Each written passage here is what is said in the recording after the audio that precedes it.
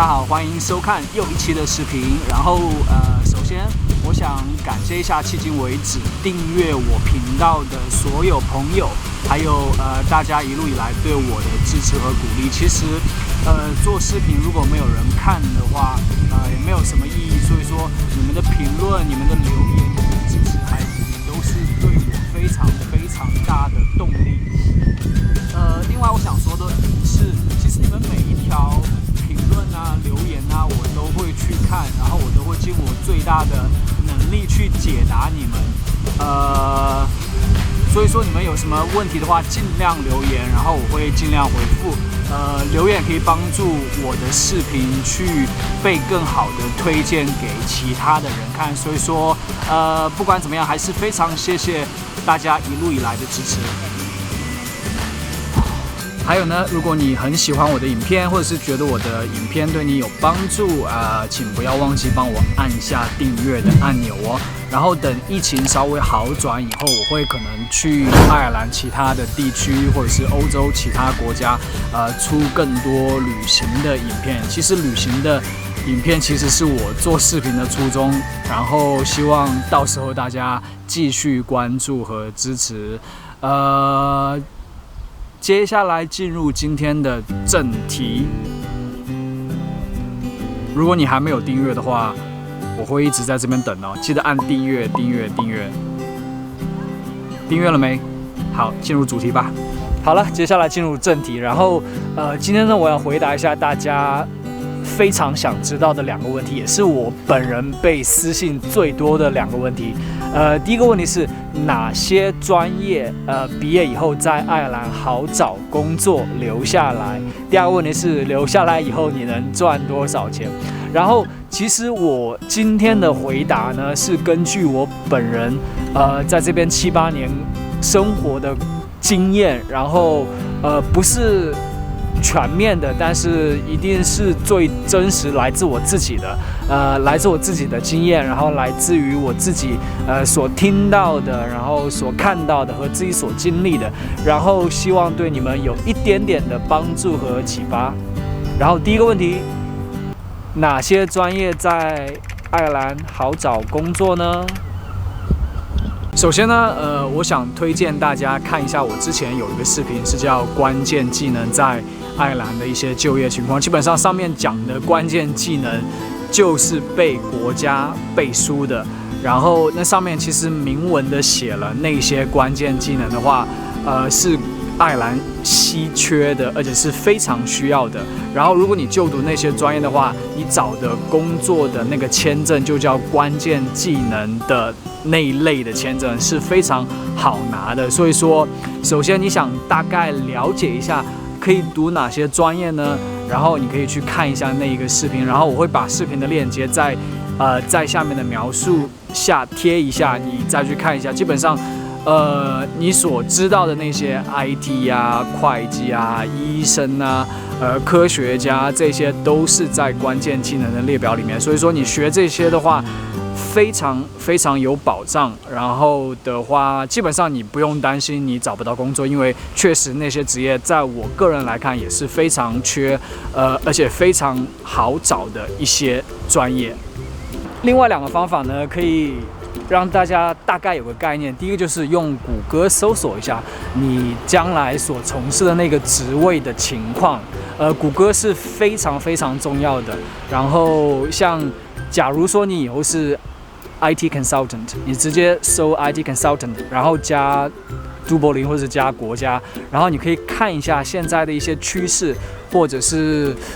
将来的一些趋势是怎样的。然后另外一个是通过我之前有讲过几个找工作的网站，像 jobs.ie、Indeed 还有 Monster 这3个，你可以搜一下，把你的职位在上面搜一下，然后你会看到现在列出来的多不多，或者是他之前招聘的多不多，你大概可以了解一下你将来所从事职业的热度。我觉得热度是非常重要的，但是基本上关键技能里面提到的那些热度都不低，都是算非常好找的。我有的时候收到私信，他就会专门问我一个特别的专业好不好找？其实，我的知识库是有限的，所以说我希望教大家方法，怎样去搜索自己所要从事的职业的，在这边找工作的可能性，这一点是非常重要的。所以说，大家记住前面的方法，基本上没有错。另外呢，我想讲一下用招聘网站的好处，就是说你可以看到不同公司所列出来的职业描述，还有就是你可以看到不同公司所列出的福利，这边福利非常非常透明，不会说像国内我记得可能会写什么薪资面议或者是之类的，这边没有的，它所有的福利。像帮你买什么保险、人身险、健康险，还是你每年加多少钱，然后你有多少提成，达到多少业绩，有多少提成，都会写得非常非常清楚在招聘的网站上。然后基本上我之前面试的时候，我都会在面试之前，我都会叫他把所有的福利都给我看，因为这样的话，你知道，万一你面试上的话，你福利不喜欢的话，你不想去的话，你就可以。你知道，你之前你就把他的福利看一下，如果不想的话，你就不要去面试了。所以说，用招聘网站上面他写的福利都非常非常清楚，而且他以后也不会浑水摸鱼，他写什么，你以后就能得到什么。好了，接下来我来讲一下大家最想听、最可口的部分，就是你的工作以后在都柏林可以赚多少钱？当当当当当当当当。我这边的宗旨还是教大家方法，怎样去，你知道，搜到你的工作能赚多少钱，因为职业的范围太多了。但是我今天拿 IT 来举例，然后呢，第一个就是说你要用一个网站是叫 Glassdoor， 这个网站呢，其实如果你在谷歌上面搜索 IT， 然后 salary， 然后再搜都柏林。这个网站是出现的第一个结果，所以说我这边还是要强调一下大家用谷歌搜索的重要性。然后这个网站呢，基本上就是他的员工可以去上面揭露自己的工资，然后可以揭露一下他那个公司是好是坏，然后有什么福利，有什么不好的，这一些上面基本上都有。然后这个网站在当地还算比较实用的，而且上面的数据我觉得还是比较接近真实。但是有一点注意了，上面的那个薪资，我发现要比其实正常的薪资要稍微低个20%到30%。上面薪资可能我觉得应该是算是第一年进入那个工资的薪资，因为我觉得我个人的经验觉得上面薪资好像他没有考虑到，你像你进去一家公司，你有的时候你待得越久，他那个公司会加薪的那个部分，而且它上面也没有考虑到一个你的业绩奖励啊这一类的额外的奖金的部分，所以说会稍微低30%到10%左右，然后看不同公司不同情况。但是除了这个以外的话，那个薪资其实还算比较真实，比较符合现在的实际情况的。好了，现在你可以看一下 IT 的行业在 Glassdoor 的一个基本年薪，你可以看到是46535欧。然后你往下翻，其实你低的你可以看到，像在 Irish Life 这间公司的话是2万啊，其实算蛮低的。然后中间你也有可以看到4万多的。其实据我了解，如果你以后做到 IT 经理的话，年薪到10万欧或者是20万欧以上，其实都是很有可能的。然后这个是第一个方法。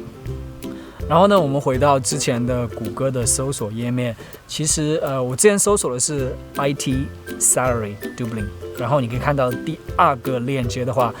就是当地的一个找工作的那个公司叫 irishjobs.ie 发布的对 IT 薪资的一个非常详细的介绍，我现在可以带大家进去看一下。最打头的呢，就是那些非常像什么 CTO 啊、CEO 这些非常高的职业，然后非常希望大家也能够做到那么高以后。但是我们看一下下面比较切合实际的，下面比较切合实际的呢，我这边有记录，就是说，IT consultant 是大概是5万欧到7.5万欧，还是比较切实际的。而且我在 Glassdoor 有搜 IT consultant， 搜在 Glassdoor 的那个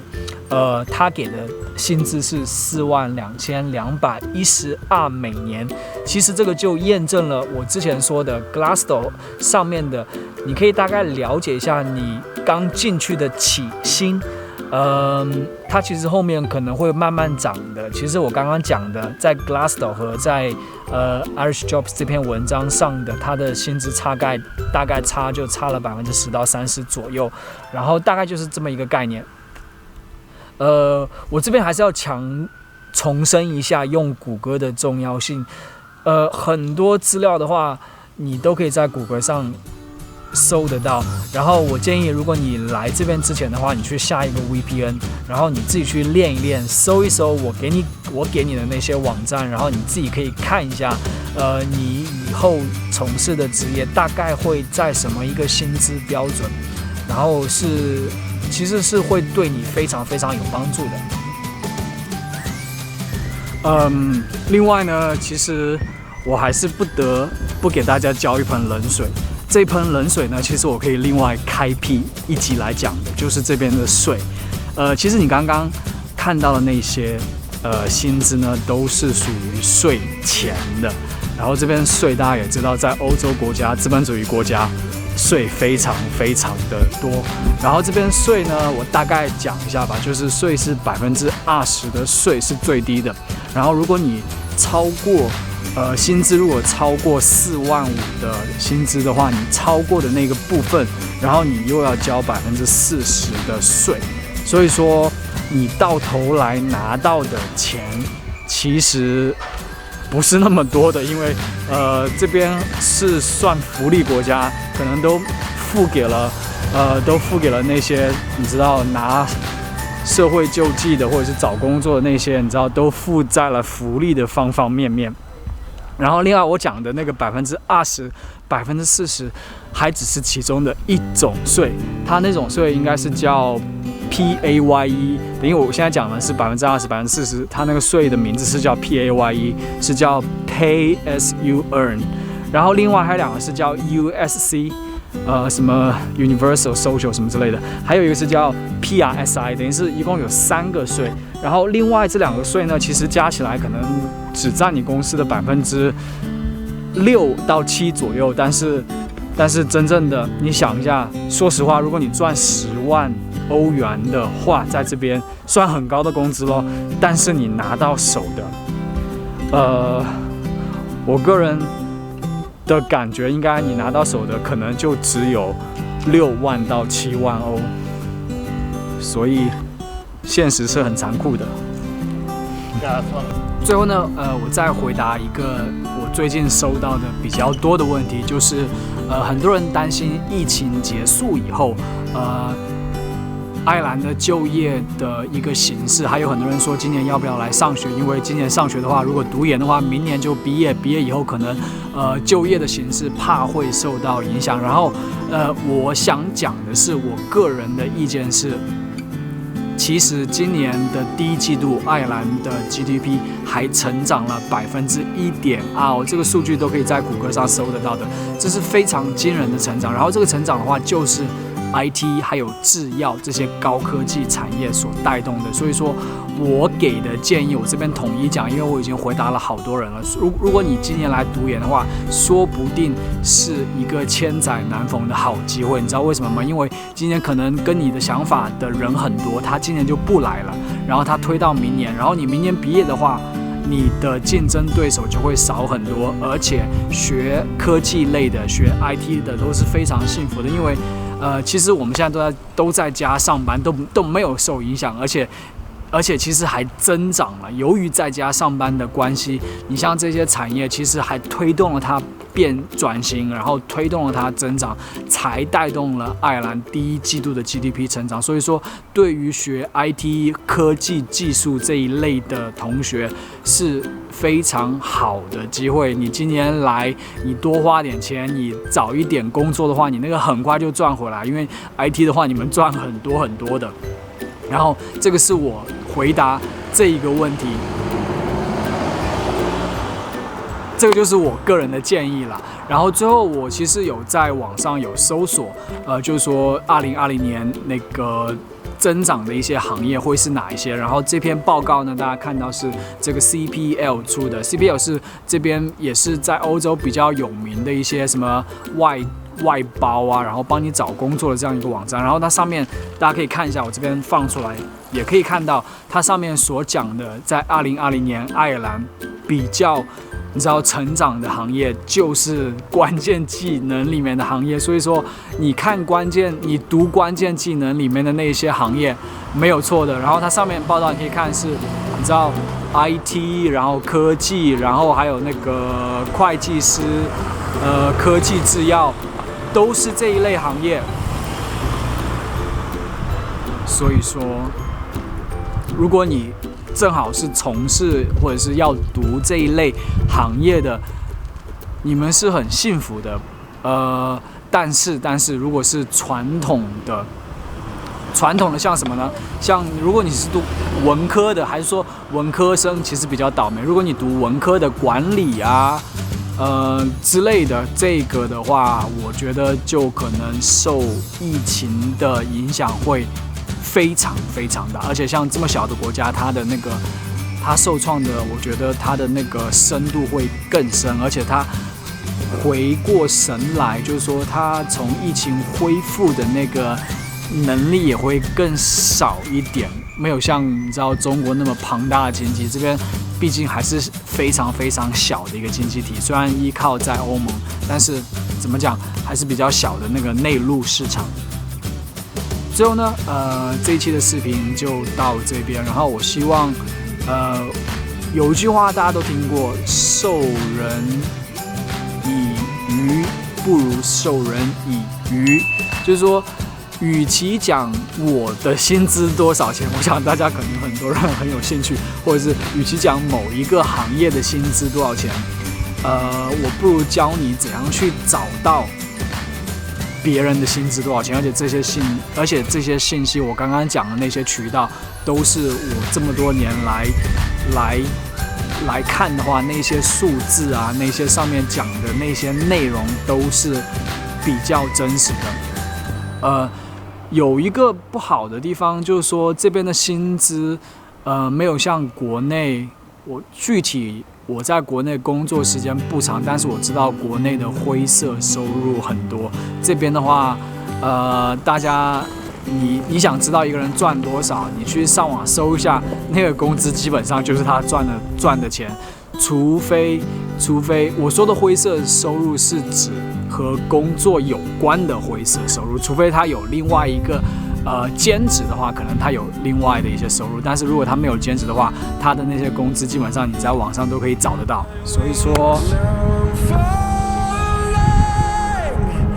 今天的视频希望对大家有帮助，我觉得应该挺有用的。然后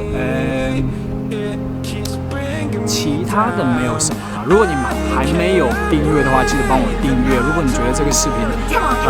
对你有帮助的话，记得帮我点赞。然后如果你有什么问题的话，都帮我留言，因为迄今为止我觉得我应该回复了每一条留言。然后下次见吧。